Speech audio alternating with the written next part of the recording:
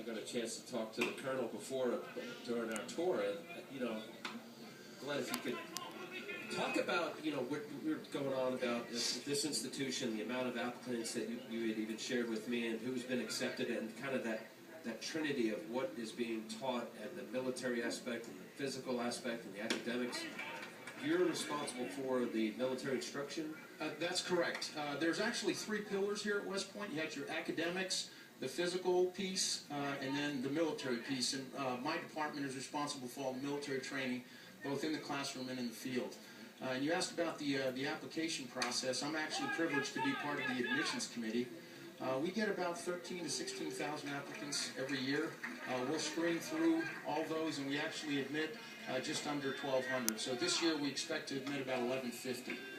I'm wondering, not to get too socio-political here, but the way the youth of America seems to be a little less disciplined than it used to be, a little more out there. Is it tougher to get a cadet-type kid? Is it tougher to find those kids? I wouldn't say, you know, American society has changed, but the quality of the cadets that we have today, honestly, I couldn't hold a candle to them in my cadet days.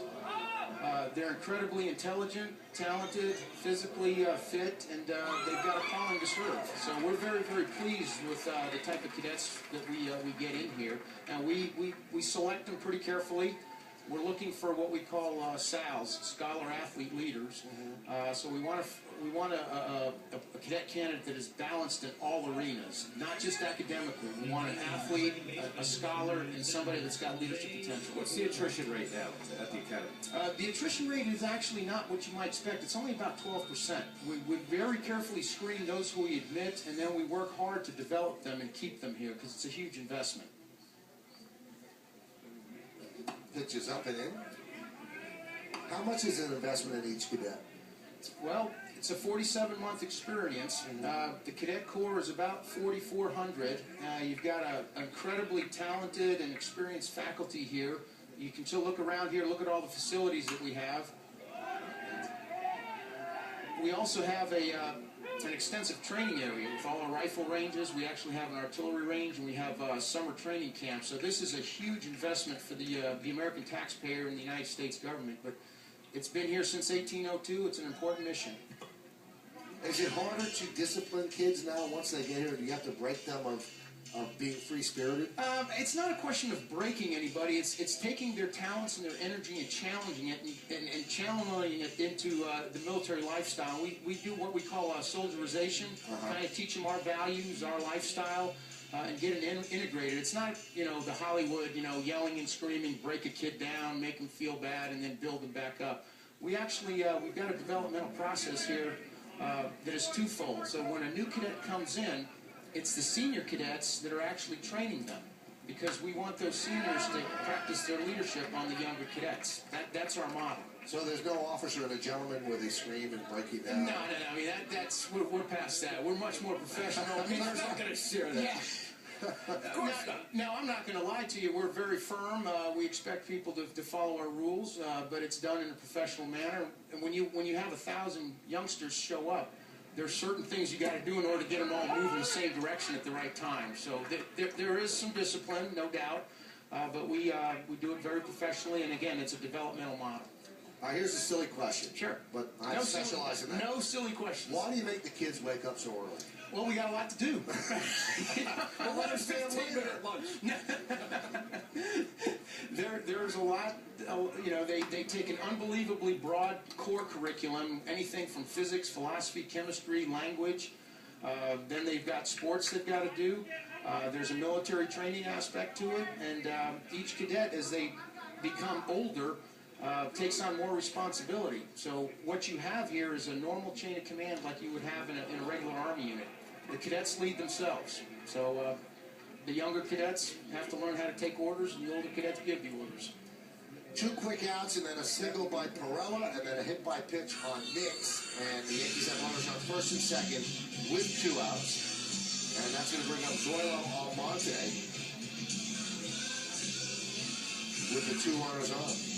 You've been in the Army for how many years? I was privileged to graduate from here in 1984, so I'm coming up on 29 years of service this coming May. And know we have 2 outs, but I was talking with the Colonel and just how there is some parallel to life in baseball and life in the service, where you had a point in your life as to whether you would go into private life. Exactly. And you stayed with it. Well, when I graduated, I was committed at the time to serve 5 years on active duty, and I had no intention of staying in the Army this long, but I truly believed in what we were doing. I liked that sense of team, the culture, the values, the fact that I could trust my buddy. There were great opportunities in the Army for education, for service. And, the Army offered me some wonderful assignments. I took them, and then before you know it, I'll take another assignment. Before you look up, there's 10 years have gone. Now here I am, privileged to serve in this capacity. This is where it started for me, and this is where it's going to end. Have you ever been in active duty? I'm on active duty. I've got almost 29 years of active service. I mean, front lines in battle, combat? I've got my share of deployments, yes. I participated in Operation Just Cause, Panama Invasion, Desert Storm, served in Kosovo, and got 2 trips to Iraq. So, is it scary, Colonel, when you're in the middle of it? It is, but you have confidence in your training, you have confidence in your equipment, your leaders, but also on the most importantly, the folks that you're with. The military is inherently a dangerous business, and we're here to serve the American people and execute American policy. Nobody likes getting shot at, but you do what you got to do. So a walk to Zoilo Almonte, and the Yankees have the bases loaded now.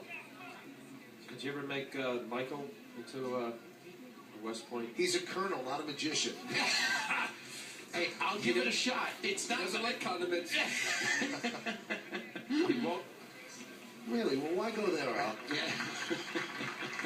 Maybe you are the most disappointed Yankee. I was waiting for you to come back a bit.